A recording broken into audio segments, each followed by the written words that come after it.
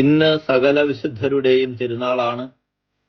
വിശുദ്ധ കുർബാനയിൽ നിന്ന് ശക്തി സ്വീകരിച്ചവരാണ് ഓരോ വിശുദ്ധരും. വിശുദ്ധ കുർബാന വിശുദ്ധർക്കുള്ളതാണ് എന്നുള്ള ബോധ്യത്തോടെ സ്വീകരിച്ചവർ. കുർബാനയിൽ പങ്കുപറ്റുമ്പോൾ നാം വിശുദ്ധരുടെ കൂട്ടത്തിൽ അങ്ങേയറ്റം അടുത്തു നിൽക്കുന്നു. കാരണം അവർ എപ്പോഴും കുർബാനയിൽ ക്രിസ്തുവിനോട് നമുക്ക് വേണ്ടി പ്രാർത്ഥിക്കുന്നു. വിശുദ്ധ അൽഫോൻസാമ്മ പറയുന്നു, പരിശുദ്ധ കുർബാന എൻ്റെ ആത്മാവിൻ്റെ ആഹാരമാണ്, അതില്ലാതെ എനിക്ക് ജീവിക്കുവാനാവില്ല. വിശുദ്ധ കുർബാനയോടുള്ള ഭക്തിയിൽ ആഴപ്പെട്ട് വളരുവാൻ ഏവർക്കും ഇടയാകട്ടെ.